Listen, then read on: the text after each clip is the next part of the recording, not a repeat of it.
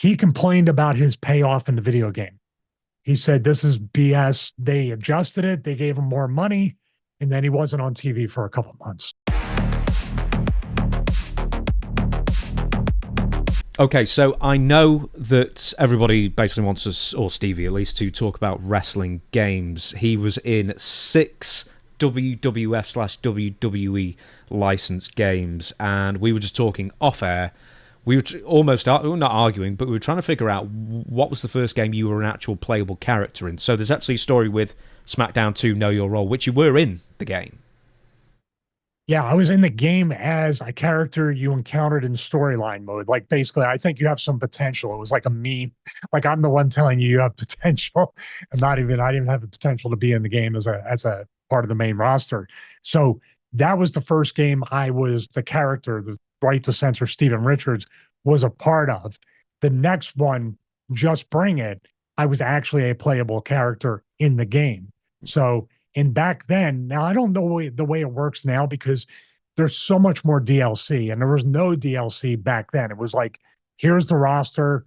The next game, we could have a new roster. So the royalty checks for that were really good because there were very few spots available because you're talking about at the time, it's not a Blu-ray disc where you can fit a lot of characters, a lot of music, a lot of different motion graphics and all that stuff in it. So it was pretty limited, even though it was now disc-based as opposed to cartridge-based.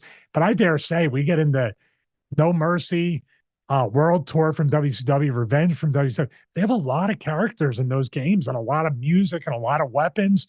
So I don't know how they pulled it off. A GoldenEye is another one on cartridge-based, which was like, wow, you fit a lot of stuff into this game. But Just Bring It was basically the first time you could play as Steven Richards, but I was in story mode. I did not get royalty checks for the story mode character. I did get royalty checks for being on the main roster as a playable character. But they're using your likeness, though. So, I mean, legally, surely, if you want to take them to court and say, hey, buddy, you use my name that I own the trademark for, you use my likeness that I own the trademark to my own face. That's crazy. Right, let me counter that. Steven Richards was our character. I didn't own the rights to that. I didn't even own Stevie Richards until my last contract in 2008. They owned the likeness because they created the character. I look completely different than what you saw Stevie Richards be before that. They trademarked all that stuff. I'm not saying that it would have been nice to get a royalty check. And in a way, Jesse Ventura was the first one to get royalty checks for the boys due to his lawsuit. So, and then they created WWE Network. Well, that's not exactly strictly true because there were a few people getting royalties like Hulk Hogan, Mr. T. Well, yeah, across the board is a fair thing for the roster. That's why there'll never be a union because somebody's always getting taken care of either on the forefront or definitely on the down low. They're getting taken care of financially, and they will be the ones to stooge off just before WrestleMania 3. Yes, we got through and can't get through an episode about the Hulk Hogan. Oh no. WrestleMania 2, by the way. Actually, the footage of the Raw 2 match you're going to see in a little bit is me versus Hulk Hogan in the Hell in a Cell. Oh, is it really? Is that the I did that for you. I really want to see that now. No, we've got to wait for it. We've got to wait for it. Let's talk about, before we get to the royalties and everything else, who is the person who comes up to you and says, Stevie, we want you to be in a game? I couldn't really tell you.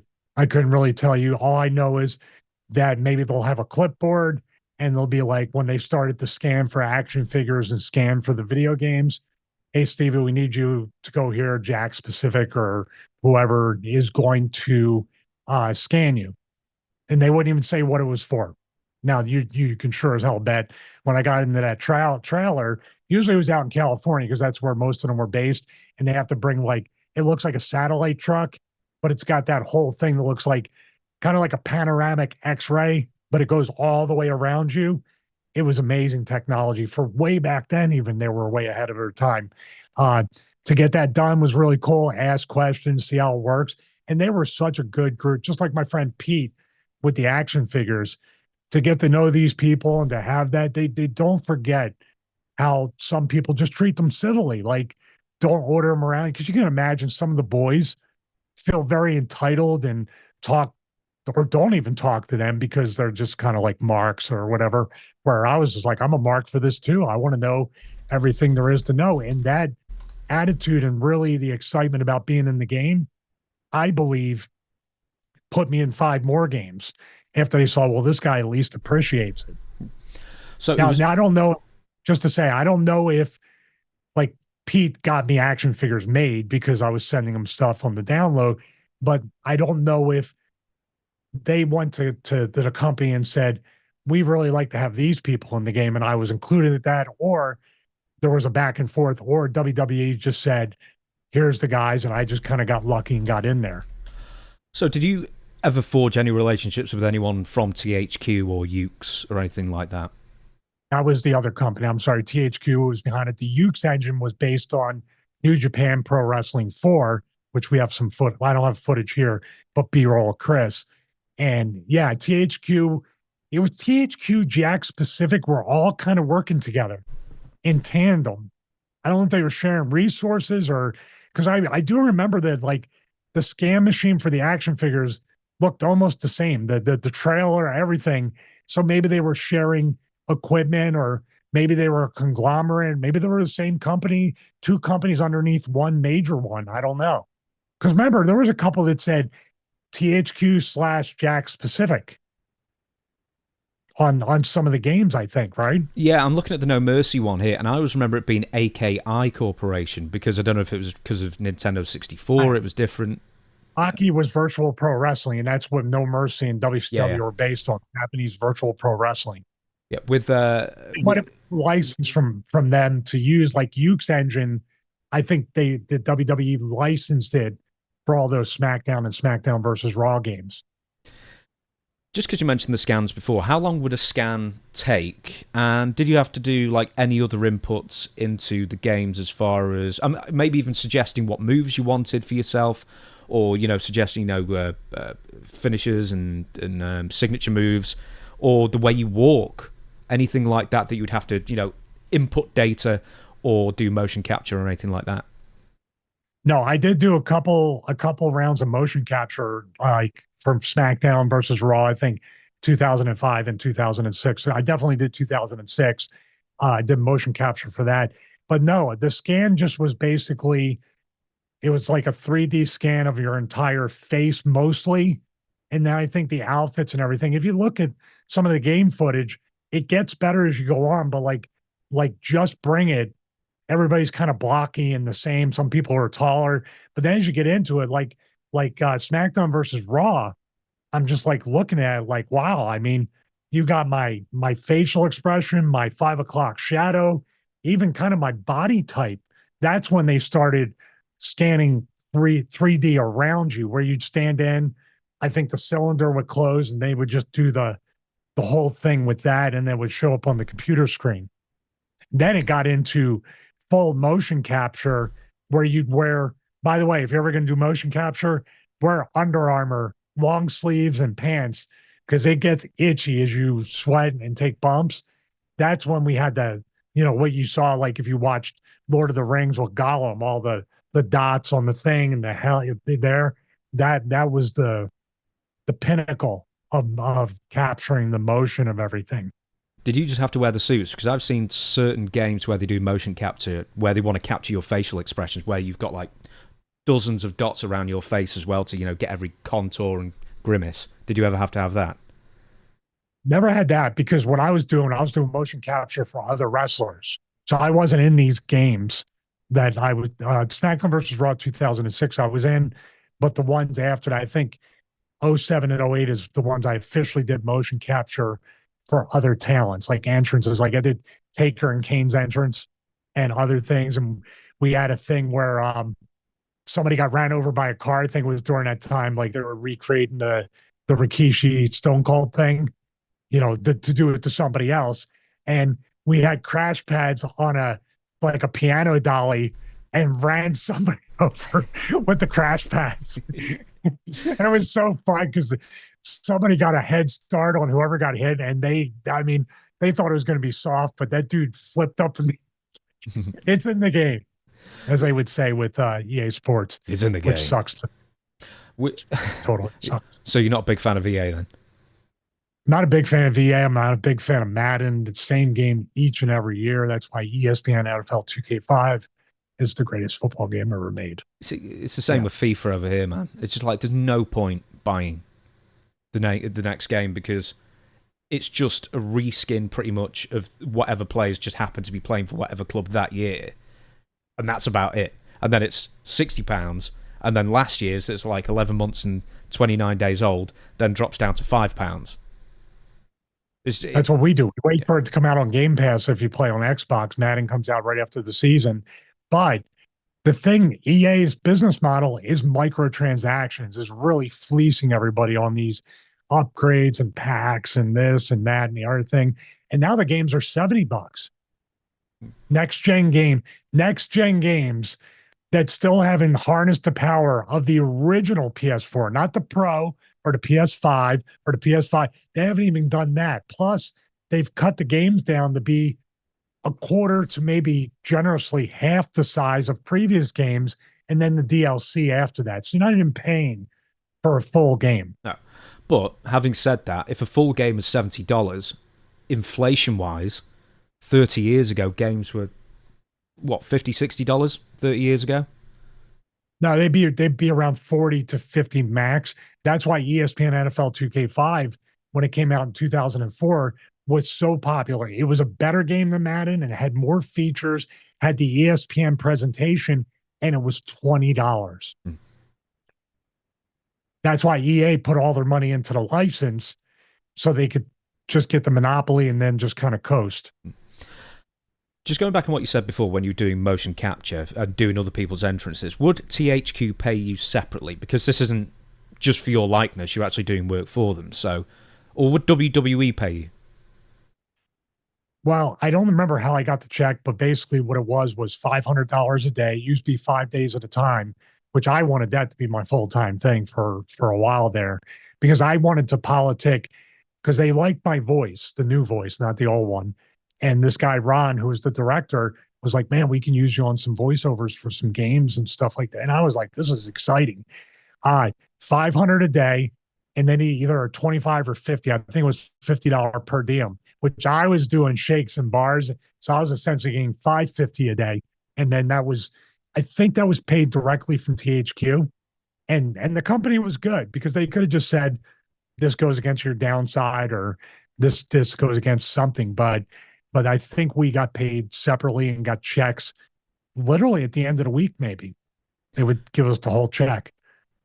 What about WWE then? Were they just happy to just like strike you off the books for a couple of weeks while you were doing work for the game then? Well, it's usually guys that aren't figured in. And then these times I wasn't figured in. Nova was in talent relations. So obviously that helped me get the motion capture to kind of put it over the top. He had me, had Damian Sandow, Aaron Stevens there. I think Loki was there for one. And then he had a couple of the girls doing the part, for the female wrestlers. But they didn't always do strictly WWE people. There were independent wrestlers that were there as well. Voiceovers. Did you ever do any voiceovers for wrestling games or any other games then? No, I wish I could. I mean, I have enough equipment to do voiceovers today, but it's just like we talked about before, 50% could love the voice, 50% could hate it. So, but yeah, voiceover is something I really would love to do. Now, the commentary, I've heard JR and Lawler, it was like sometimes days. I mean, I know they do it for football where you got to read hundreds, if not thousands of lines over and over and over again. It's pretty amazing how the algorithm or the programming, whatever they're using, can match up to like almost perfectly to what's going on in the ring. It's pretty cool. I know they repeat after a while, but it's still pretty amazing. Yeah, I was never a great big fan of the commentary on the Smackdown, or just any of the wrestling games really, because it never sounded the same. It's tough to get the emotion involved when you're doing it in a soundproof booth, watching whatever you're watching, if you're watching anything. I always thought the commentary on UFC Undisputed, I think it was that one from 2009, was brilliant with Joe Rogan and Mike Goldberg. That's still the best sports commentary I've ever heard in a game. I don't know if you ever played that, but they had great commentary on that. Yeah, I played all the UFC games up until like four. After that, it's kind of the same thing. But yeah, UFC was really good. Also, Fight Night had pretty good commentary on that. I'd love to know the technology. If there's anybody out there that's a video game developer and does any of this, we would love to actually talk to you on the show about that. And if you have any assets or videos or anything that we can B-roll in, that would be incredible. Oh yeah, it was called UFC. It was 2009 Undisputed. I didn't have the one with Forrest Griffin on. I thought I had Roger Huerta on the front of my cover, and there was like 4 different covers for it, and nobody remembers Roger Huerta anymore. But he was very briefly one of the shining stars of UFC, and then he disappeared. What else I'm going to ask? Okay, let's talk about the royalties, and we're going to talk about more of the games specifically, your work on each one of them, apart from No Mercy, which is its own story. How was pay worked out then, as far as royalties, and would you get any bonuses if the game sold particularly well, anything like that? Well, no, the royalty was the bonus on top of your downside. And if you make over your downside, just to remind everybody, if you make over your downside, that money, like video games and everything like that, is definitely included as a bonus in a way. You're making more on top of that merchandise, t shirts, video games, action figures, all that stuff. So if you're saying then, let's say you're not wrestling for whatever reason, maybe injury, would all those royalties would just go up to top up your downside guarantee? You wouldn't get it as a bonus Officially, but like I said before, sometimes on the down low, people are getting taken care of, and that's treated as a separate source of income. I was one of those people that when I was in video games, I was working and making above my, not much above, but at least above earning it, meaning I had enough bookings, I had enough TV appearances, pay-per-views.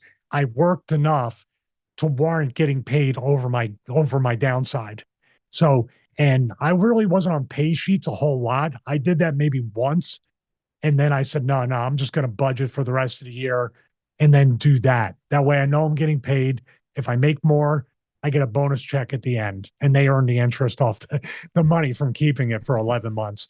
But, but yeah, I mean, in video games, kind of lumped in, but here's the thing. And I know there's a story. There's one wrestler, I don't know, I'm not want to name him, but he complained about his payoff in the video game. He said, this is BS to JR.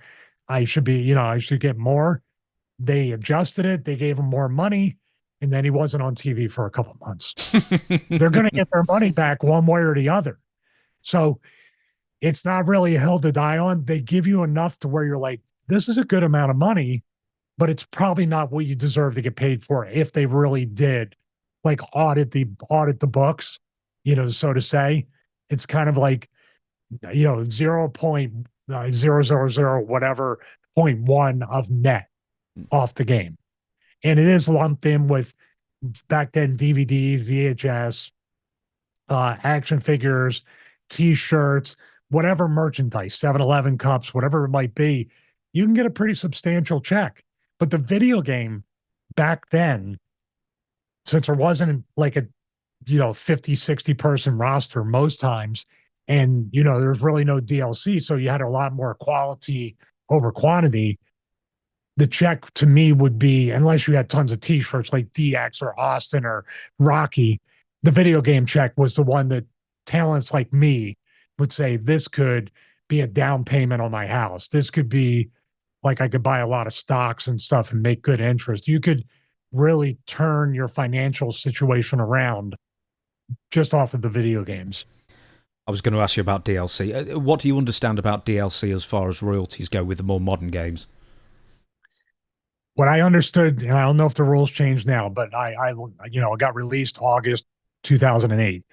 When DLC was introduced, which I think it was around the time I was there, towards the time I was gone, you do not get a royalty check for DLC. You have to, and that made it more of a competition to get on the main roster one because there was none there. And now with other games, like there was a company that reached out to me and said, you're going to be offered as DLC.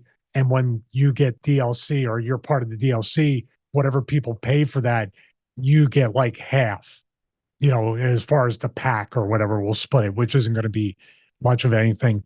That's strictly a courtesy of a independent wrestling game. I think just trying to get guys to be part of the game as some incentive. But as far as I know, WWE to this day, because there's tons of DLC, right? Like Mm. NXT, this. I mean, I think one year they had like separate packs of like 50 wrestlers and DLC that were released. And I don't know, do they charge for the DLC? I think they do. Oh god, yeah, yeah, yeah. Oh, All and right, so here's I what they don't. do is, and you'll notice they've got like season passes that you can pay for, and you'll save like, I don't know, the equivalent of like $1, and that's presuming you buy every single DLC released that year. Hmm. So my question is, are they giving royalty checks off of DLC? I don't know. They could have changed. I hope they changed it because there's a lot of people that are in DLC now, and if you're not getting paid for it, it's just hey, it's cool to be in a video game. That's about it. I remember very clearly. I interviewed Heath Slater a couple of years ago, and I asked him the same thing about royalties and games and stuff. And he said over the course of his career in WWE, he went, man, the royalties just kept going down and down and down throughout the years because obviously the company is working out the smallest amount of money that they can give the talent, and they still not complain or have like a full on, full scale revolt, I guess. Yeah, they just You're, keep turning up the boiling pot little by little to yeah, see if anyone's going to screw. And that goes doubly in a way. The WWE network completely destroyed royalties on DVDs, Blu-rays, the VHS. All that stuff was a pretty decent moneymaker. I think Jesse Ventura's lawsuit was like $909,000. That was based off a Coliseum video and DVDs and stuff like that. So it's they did that. I don't even know. Like, I think somebody tried to sue for royalties for the network, but you're not getting any money for network stuff. you were in 6 years worth of games essentially. No Mercy, SmackDown 2, SmackDown 3, Just Bring It, WWE Raw 2 that was on the Xbox, Here Comes the Pain, and SmackDown versus Raw, the original one in 2006 as well. We'll talk about all those games in a second, but royalty wise, what paid the best? Was it a sort of even across the board? Did the pay scale change over time? From what I can remember, I think for me at least, the one when I was right to censor paid the most. Now they all paid pretty decent, but like Heath said, with each game release and each roster like expansion, with going from a cartridge to a regular CD now to DVD Blu-ray type of storage, you could fit more wrestlers on there. Now that doesn't mean the guys on the top, they have separate deals like Austin, Taker, Rocky, everybody, they have probably specific percentages of what they're getting on the royalties on certain things. But they would definitely be still for me, they would be the best because I don't think I had any t-shirts in WWE outside of the right to censor one, which sold one t-shirt. Still trying to find that person that bought it. I owed money. Why we owed money for those shirts. It was a negative thing on our royalty check, like breakdown, the itemization. I owed money. I had to pay the company because they bought like a gross of shirts or few grosses. And I got heat for that because the other guys had to pay too. Oh, It's really? like I didn't know the t-shirt. God, can this end? And it did. With, So there we go. with that being said, you've been very open, in fairness, with what you made in WWE, at least as far as your last contract went. We did a whole breakdown, first episode or the second episode, I can't remember, that we did. But what game paid the best? I don't know if you want to give numbers out, but what game paid the best and what game paid the worst that you as on the main roster, I should say. I I don't have an exact figure, but I have to say the SmackDown game where I was right to censor Steven Richards paid me the most. And I would say that was probably between 30 to 40,000 Mm. as a total check. So, but see, there's no way of knowing if that's the exact number because once again, pay-per-view DVDs, we were on all the pay-per-views. We were in other things that were like the encyclopedia, I don't think came out just yet. There were definitely different things that we were figured into, but the video game probably ate up a large portion of that check. Now, just like he said, as time went on, each royalty check got less and less and less, but there was no way to truly break down how much I was getting paid strictly from the video game. I wasn't part of the sleeper cell that handled the accounting. No, of course. As far as you know, I mean, maybe aside from someone like The Undertaker or The Rock, or, what are the super, like, megastar names, or whoever ends up on the cover, who's the cover star, because obviously they'll get a bump in pay as well. Were most people, if you know this, basically on a flat rate? Don't assume the people on the cover are getting more. That's no, I thought that was true. I thought it was assuming, absolutely true. I hope it is, but I'm saying that's like assuming somebody on TV is an instant millionaire. Mm. I'd always assumed that whoever was on the cover got a bump in pay. And I assume that even more when AEW had Fight Forever out, because didn't their cover go from like 2 people on as cover stars to 10? And I always assumed... they took one off, that's for sure. Oh, which one was that? Punk? Punk, yeah, Punk was on there. I don't know. I hope so, but see, this is the thing. You just said earlier something very important. First of all, how much can we get away with before the boys and the girls start complaining? Also, what hill do you want to die on? Do you really want to complain? You're on the cover. Do you want to complain that you didn't get paid for being on the cover? That's them talking, not me. Okay, you'll never be in a video game again. Here's your extra $5,000. Now you'll never be in a video game again.